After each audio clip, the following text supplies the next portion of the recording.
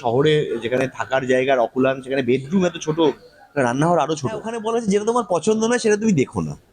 জীবনের অঙ্ক আসলে জীবনের মতন, সেটার কোনো সিলেবাস হয় না, কোনো অমুকদা তমুকদা নেই যে তোমাকে একটা মেডিসি দিয়ে দেবে। তো জীবনের অঙ্ক তোমাকে কষতে কষতে যেতে হবে, ওটা জীবনের মজা। জীবন কোনো সিনেমা নয় যে তুমি খানিকক্ষণ পপকর্ন খাবে আর এনজয় করবে। রান্না এবং বাটি এই দুটো শব্দ কিন্তু মানুষের সঙ্গে অঙ্গাঙ্গিভাবে জড়িত, এবং এরকম একটা গল্প নিয়ে একেবারে নতুন স্বাদের। এর আগে তোমার সঙ্গে আমি দেখেছি যে মাছের ঝোল, তারপরে রান্না বাটি, এই যে একটা রান্নার সঙ্গে জড়িত একটা ফ্লেভার নিয়ে কতটা এনজয় করছো শুটিং, যদি একটু শেয়ার করো। শুটিং খুব এনজয় করেছি, কারণ এই গল্পটা সাথে যেহেতু এই রান্নার কথা বললে, যে দুটো ছবিরই আসলে পরিচালক প্রতিম হ্যাঁ। প্রতিম গুপ্ত, এবং এরকম একটা রান্না সংক্রান্ত প্রথম ছবি বাংলায় আমি বলবো যে মাছের ঝোল, মানে ফুড ফিল্ম যাকে আমরা ফিল্ম জনার হিসেবে বলি। তো তারপরে এই ছবিটাতেও রান্নার একটা গভীর সম্পর্ক আছে। মাছের ঝোল ছবিটাতে শুধুমাত্র মাছের মাছের ঝোল ট্রাই করছিলাম, আমার চরিত্রটা যে একটা একটা প্রকৃত বাঙালি মাছের ঝোল রাঁধবার চেষ্টা করছে, কিন্তু পারছে না। গল্পটা অনেকটা এরকম, তার মায়ের জন্য চেষ্টা করছে। আর এখানে একটা রান্না না জানা মানুষ, সে নানান রকম রান্না শিখছে। ফলে রান্না, আহ, যে বিভিন্ন রকম রেসিপি, বিভিন্ন রকমের রান্নার জড়িয়ে আছে এই ছবিটার সাথে।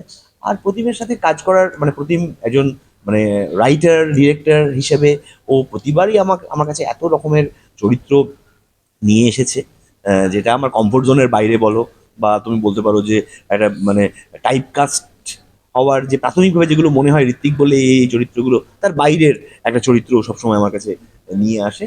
সেটা একটা অভিনেতা হিসেবে একটা দারুণ ব্যাপার, নিজেকেও এক্সপ্লোর করা যায়। কারণ যতবার তুমি এরকম সুযোগ পাবে ততবার তুমি নিজেকে এক্সপ্লোর করতে পারবে। তো সেই সুযোগটা তো প্রতিমের সঙ্গে আছে।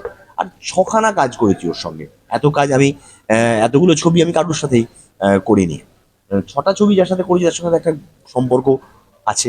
যেখানে রান্নার কনসেপ্ট হচ্ছে, রান্না কিন্তু বলা হয় যে একজন মানুষ বা একজন একটা মনে জায়গা করার একটা মূল মন্ত্র কিন্তু রান্না। ভালো রান্না করে যদি সেই মনটা পাওয়া যায় তাহলে তো আর কোনো কথাই নেই। সেখানে তুমি বললে যে এই ছবিটাতে রয়েছে যে বাবা মেয়ের কানেকশন, রান্না করে যদি সেই জায়গাটা পাওয়া যায়, একটা কানেকশন যদি তৈরি করা যায়, কি বলবে যে একটা পরিবারের রান্নাঘরটা কিন্তু খুব ইম্পর্টেন্ট এবং গুরুত্বপূর্ণ একটা জায়গা। এই বিষয়টা নিয়ে কি বলতে চাইবো অল্প? কি নিয়ে বলবো, এই রান্নাঘর। রান্নাঘর, এখন তো যারা মানুষ, কারণ এখন এখন আমরা যারা কিন্তু শহরে, ঘরে সময় কাটানোটা মানুষের অনেকটা কমে গেছে যেহেতু দৈনন্দিন জীবনে কাজের চাপে। হ্যাঁ তাই তো। আর আর মূলত যারা আমরা শহরে যেখানে থাকার জায়গার অকুলান, সেখানে বেডরুম এত ছোট, রান্নাঘর আরো ছোট। তো ফলে রান্নাঘর, আমি আমি যেখানে বড় হয়েছি, মানে আমার যেটা বাড়ি, সেই বাড়ির যে রান্নাঘর সেটা অনেক ছোটখাটো ফ্ল্যাটের গেস্ট রুমের সাইজের একটা রান্নাঘরে আমি বড় হয়েছি। আমাদের রান্নাঘরে দুটো দরজা ছিল, মানে একটা দরজা ঘরের সঙ্গে, একটা দরজা খুলে দিলে তার সঙ্গে বেঁচে আমাদের বাড়ির লাগোয়া বাগান ছিল। তো ফলে বড় রান্নাঘর আমি দেখেছি। আমাদের সময় প্রচুর কি বলে একান্নবর্তী পরিবার ছিল, তাদের রান্নাঘর আরো বড় হতো। তো সেই সব ছিল। এখন যুগ সময় বদলে গেছে, মানুষের বাড়িতে রান্না করার চলও অনেক বাড়িতে কমে গেছে। তার কারণ তাদের জীবন জীবিকা, মানে হয়তো দুজনকেই কাজে বেরিয়ে যেতে হয়। ফলে বাড়ির রান্না, আমাদের বাড়িতেই যেমন আমরা দুজনেই কাজে যাই, ফলে আমরা বাড়ির রান্না করি না। আমরা যে বাড়ির রান্না বলে যেটা খাই, সেটা আমাদের রান্নার দিদি করেন। এবং সেটা ফাইনালি, সেটা তুমি তোমার তোমার টেস্টের মতনই ফাইনালি হয়। তোমার ওখানে ওনাদের ওনাদের ওনাদের সেই দক্ষতা আছে আর কি। মানে এক একটা বাড়িতে, তুমি তো প্রথম প্রথম যখন উনি এসছেন তখন আমরা আমাদের স্বাদটাকে বুঝিয়েছি, এটা নয় এটা, চিনিটা কম, মিষ্টিটা বেশি। মানে নিজেদের চাহিদাটা অন্যভাবে হ্যাঁ, অন্যদের। ফলে আমরা আমাদের বাড়ির যে রান্না, সেটাও বাড়ির লোকের রান্না নয়, কিন্তু ওটাই কিন্তু বাড়ির রান্না, ওটাই কিন্তু আমার বাড়ির রান্নার টেস্ট। আসলে ওই দিদির রান্না, দিদির বানানো রান্নাটাই। তো তো ফলে সেই আর কি, এটা বদলে বদলে যায় সময়। সেটাই কি কোথাও কানেকশন কমে যাওয়ার একটা কারণ বলে তোমার মনে হয়? কারণ যেহেতু কিসের রান্না, সাথে? না দেখো, মানুষের সঙ্গে মানুষের সম্পর্ক শুধু না রান্নাতে না না দাঁড়িয়ে না আছে শুধু সেটা নয়, তা তো তবে নয়। কিছুটা তো কানেক্টেড, যেমনটা তুমি এখানেও বললে যে একটা আমাকে কানেকশন তৈরি করা। আমাকে যদি বলো যে কোন রান্নার সাথে আমার কানেকশন আছে, সেটা শুধু আমার মান রান্না। কিন্তু আমার সঙ্গে 100 মানুষের খুব গভীর সম্পর্ক আছে, কিন্তু সম্পর্ক, রান্নার সম্পর্ক শুধু মার রান্নার সঙ্গে আছে, এই আর কি। তোমার হাতের বড় প্রিয় রান্না, তোমার রেসিপি সবচেয়ে পছন্দের? আমি একটা কাজ চালানো গোছের কুক, মানে আমি একটা দারুণ রান্না করি তা না, আমি একটা কাজ চালিয়ে দিতে পারি, এটা একটা সার্ভাইভাল স্কিল। আমি দারুণ কোনো শেফ নই, কিন্তু আমার সঙ্গে যে থাকবে সে না খেয়ে মরে যাবে না, আমার স্কিলটা এইটা।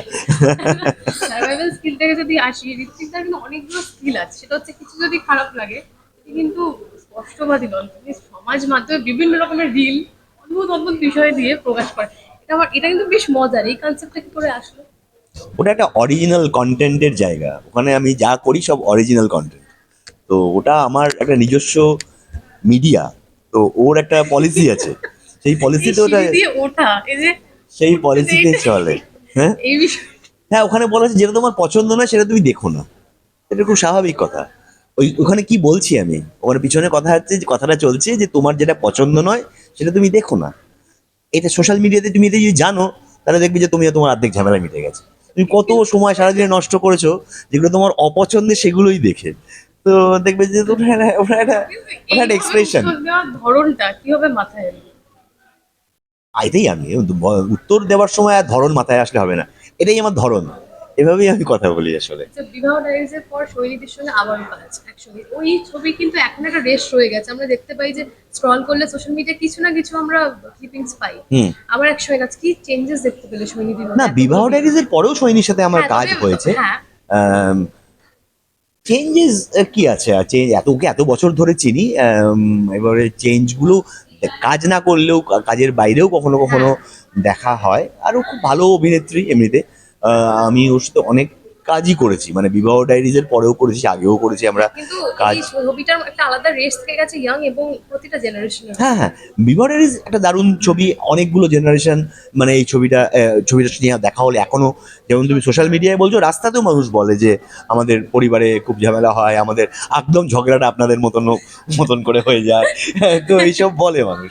তো সেটা তো সেটা ওই ছবিটার ক্ষেত্রে মানে দুটো চরিত্রের ইকুয়েশন ছিল যেরকম, এই ছবিতে আমার আর সৈনিক চরিত্রের যে ইকুয়েশন সেটা একেবারেই আলাদা।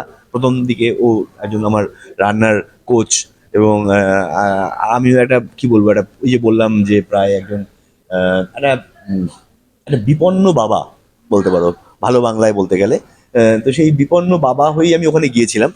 তারপর রান্না, ওই যে রান্নার সাথে একটা ইমোশন ইত্যাদি প্রভৃতি, এবং রান্না কনসেপ্টটাই যেহেতু আমার কনসেপ্ট নয়, মানে আমার যে চরিত্রটা, সে একটা আইটির লোক, সে সারা জীবনে কখনোই রান্নাঘরে যায়নি, এবং হয় না যে যে জানেই না যে রান্না করতে গেলে রেসিপি বুক দেখে দেখে রান্না করছে, সেখানে বলছে যে কড়াইতে তেল ঢালো, তারপরে তেল একটু গরম হলে পেঁয়াজ কুচি দাও, নাড়তে থাকো, পেঁয়াজগুলো লাল হলে। তবে তো এইগুলো করতে করতে কিন্তু তুমি রান্নাটাও অনেকটা শিখে গেছো। এই যে রেসিপি আরো অনেক নিশ্চয়ই মানে এগুলো রান্নার মেনু। Basic concept. রান্না আমি জানি, আমাকে সিনেমা দেখেই রান্না শিখতে হবে, সিনেমা দেখে অঙ্ক শিখতে হবে, অঙ্ক কি কঠিন না করলে আমি অঙ্ক শিখতে পারবো না, এটা হতে পারে না। রান্না আমি জানি। কিন্তু অঙ্ক কি কঠিন জীবনের জন্য, কি মনে হয়?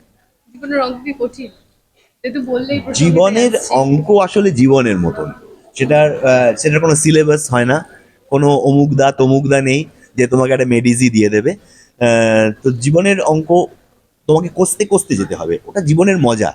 জীবন কোনো সিনেমা নয় যে তুমি খানিকক্ষণ পপকর্ন খাবে আর এনজয় করবে। উম, তো ওটা জীবনের মজা, ওটা কষতে স্কুল কষতে যেতে লাইফের হয়। অঙ্ক কি এখন মনে হচ্ছে সোজা অনেকটা? স্কুল লাইফের অঙ্ক কঠিনই ছিল, অঙ্ক ব্যাপারটা মানে অঙ্ক সাবজেক্টটা আমার খুব একটা পছন্দের নয়, তো কিন্তু আমি অনেক জীবনের অঙ্ক দিন। থেকে তো নয়। জীবনের অঙ্ক তোমাকে কষতেই হবে, তার মানে তুমি এটা বাতিল হয়ে যাবে না। তো জীবনের অঙ্ক তুমি যদি কষতে না জানো, তাহলে তো হবে না। প্রত্যেকেই তার মতন করে অঙ্ক কষতে কষতে যাচ্ছে। তবে একটা সুবিধা হচ্ছে যে জীবনের অঙ্ক একরকমও নয়। এবার ফ্লেভার রয়েছে। হ্যাঁ, ফ্লেভার রয়েছে। ফ্লেভার আছে, আলাদা আলাদা ফ্লেভার আছে। একদম সোলাঙ্কির সঙ্গে এর আগের ইন্টারভিউটা যখন আমি নিয়েছিলাম, ওই ছবিতে তুমি নানা রকমের কথা বলেছিলে যে লক্ষ্মী লাভ। হুম। এই ছবির দ্বারা তোমার কি মনে হচ্ছে যে এই সময় দাঁড়িয়ে ইন্ডাস্ট্রির কাজ কতটা রয়েছে? আমি তোমাদের ক্ষেত্রে বলছি না, তবে ইন্ডাস্ট্রির কাজ কি রয়েছে নাকি অনেকটা কমতে থাকছে দিনের পর দিন?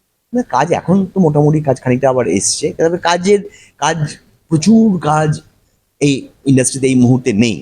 কিন্তু একটা সার্ভাইভ করার মতন কাজ, যে অল্প সংখ্যক মানুষ চলছে, হুম। তবে একটা যদি গ্রোথ বলো তাহলে গ্রোথ রেটটা একটু কম, সেটা সেক্ষেত্রে। কি কারণ বলে মানে ইন জেনারেল যদি জানতে চাই? ইন জেনারেল কারণ আমি খুব একটা যে জানি তা নয়, কিন্তু ছবি তো অনেক, আসলে ফিল্ম ইন্ডাস্ট্রি তো অনেক মানুষ, ছবি দেখতে হবে, ছবি চলতে হবে, এসবের সাথে জড়িয়ে থাকা একটা বিষয়। তো সবটা খাপে খাপ নিশ্চয়ই নয়। আসলে এই একটা সিনেমাতে না 7টা 8টা 9টা 10টা ডিপার্টমেন্ট থাকে। আমি অভিনয়টা অল্প জানি, স্ক্রিপ্টটা অভিনয়ের জন্য যতটুকু বোঝার বুঝতে পারি, ক্যামেরার ব্যাপারটা একদমই বুঝতে পারি না, সেরকম প্রোডাকশনটাও বুঝতে পারি না। ডিস্ট্রিবিউশনটা নিয়েও আমার আসলে কোনো ইন্টারেস্ট নেই। প্রত্যেককে আলাদা আলাদা কাজ অ্যাসাইন করা আছে। তো আমার কাজ হচ্ছে এই অভিনয় ছবি করা। মুক্তির সময় যখন এতগুলো সমস্যা ক্রিয়েট হয় ফল পাওয়া নিয়ে, প্রত্যেকেরই একটা আশা থাকে যে আমরা বেশি পাবো, সেই জায়গাটা একটা সমস্যা দাঁড়ায়। সেখানেও কিন্তু একটা ইন্ডাস্ট্রিতে ক্ল্যাশ হয়। তো মনে হয় ইন্ডাস্ট্রিতে ইউনিটি রয়েছে, মানে এক্স্যাক্টলি যদি আমি বলি, মানে এমনি সময় রয়েছে, তবে কাজের জায়গাটাতেই যদি আসা হয় তো কাজের সেখানে সময় তারা কাজকে কেন্দ্র করে একটা কম্পিটিশন তো হবেই, সেটা কোথায় নেই। কিন্তু সেই কম্পিটিশনটা ফাইনালি কিরকম একটা চেহারা নেবে কি নেবে আহ, সেই নিয়ে অনেক সময় একটা যুদ্ধংদেহী চেহারা নিয়ে নেয় সব ইন্ডাস্ট্রিতেই, শুধু যে আমাদের সিনেমা ইন্ডাস্ট্রিতে তা নয়। আর আমাদের এখানে হলের সংখ্যা অপেক্ষাকৃত কম। আহ, তো সেই নিয়ে মারপিটটা আরো জোরালো হয়ে ওঠে।